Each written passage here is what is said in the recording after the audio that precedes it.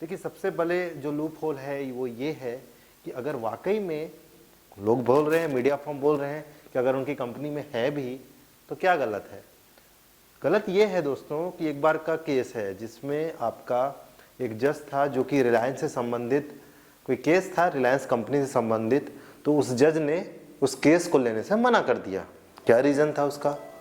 उसका रीज़न ये था दोस्तों, उसका रीज़न ये था कि सबसे पहले तो ये कि जज का जो बच्चा है वो आपका पर्टिकुलरली रिलायंस कंपनी में काम करता था, जिस वजह से वो जज कंफर्टेबल नहीं था उस फैसले के लिए, इसलिए मना कर सकते हैं, जज मना कर देते हैं।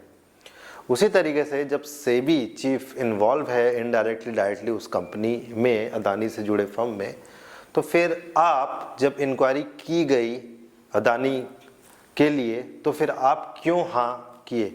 आप एक लेटर लिख के बता सकते थे कि हम इसमें इन्वॉल्व नहीं हो रहे, किसी थर्ड पार्टी से कब कराई है ना। सोचने वाली बात, मतलब हम आम जनता बेवकूफ़ बनते रहे और अंदर कुछ ना कुछ चलता रहे। अब चलिए हम वापस से उस टॉपिक पर आते हैं कि किस तरीके से सबसे पहले जब मैं CNBC मैंने फॉलो करता हूँ, CNBC आवाज़ फॉलो करता हूँ, उसमें आपका पर्टिकुलर 10-20 शेयर बताते हैं, मतलब शुरू में 10 शेयर छाट के लाते हैं, उनके जो एंकर हैं या उनके जो एम्प्लॉय हैं कह लीजिए, CNBC में जो एंकरिंग करते हैं, तो 10-10 शेयर छाट के लाते हैं। उसमें से रेड भी बताते हैं, ग्रीन भी बताते हैं चांसेस के आधार पे, बट उसमें से कोई भी अदानी का शेयर नहीं था। और कल रविवार को पूरा मीडिया फर्म, जब मैं CNBC को देख रहा था, जी बिजनेस के बारे में मुझे नहीं पता, वो बाकायदा वो सब में पूरी डिबेट होने लगी और एक तरीके से हिडनबर्ग को मजाक उड़ाने लगे, उसी तरीके से सेबी चीफ का साथ देने लगे। देखिए, ये सोच के कि हमारे देश की घटना है, हमारे देश के लोगों की बदनामी नहीं होनी चाहिए, तो बदनामी जो होना था सब हो गई है, ठीक है। रिटेल इन्वेस्टर और आम लोगों का नुकसान आखिर कब तक? हो सकता है 20 दिन बाद कुछ और घटना पता चल जाए, और कब तक हम छुपाते रहेंगे? अब जरा सोचिए, 2023 में अदानी से जुड़ी चीज़ें जो सामने आई, वो जांच कहाँ तक पहुंची? क्या किसी थर्ड पार्टी से जांच कराई गई? अपने देश का मामला है तो हम बड़े वो हो जाते हैं, छुपाने लगते हैं, लेकिन नुकसान रिटेलर का हो रहा है ना।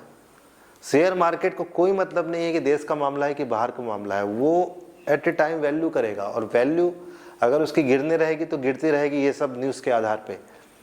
हालांकि हिडनबर्ग ने साफ साफ कहा था कि हमने शॉर्ट पोजीशन बनाई और उन्होंने फ़ायदा भी लिया होगा, उतना बड़ा फ़ायदा तो आज नहीं मिला, 20% मिनिमम बता रहा था, बट 3 से 4% गिरा इनिशियल स्टेज पे, फिर रिकवर कर गया। अदानी के शेयर की बात कर रहा हूँ।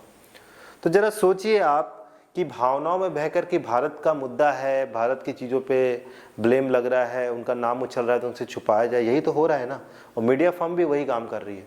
भैया, रिटेलर को मत फंसाओ ये सब चीज़ करके, बल्कि आप बोलो कि ये गड़बड़ है, आपको इसमें इंक्वायरी होनी चाहिए, ताकि लोगों को पता चले, लोगों के सामने सारी चीज़ें आना चाहिए, केवल ये सोच के।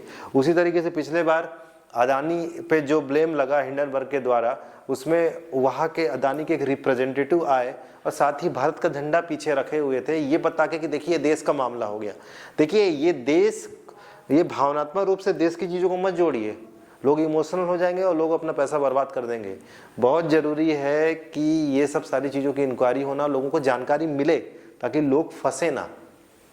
लेकिन हमारा जो मीडिया है, मीडिया तंत्र है, बिजनेस चैनल है, वो सपोर्ट करने में अननेसेसरी लगे हुए हैं, और अचानक से जो बबल फटेगा उसका क्या होगा। आशा करता हूं दोस्तों ये वीडियो आपको अच्छा लगा होगा। मिलते हैं अगले वीडियो में। वीडियो देखने का बहुत बहुत धन्यवाद।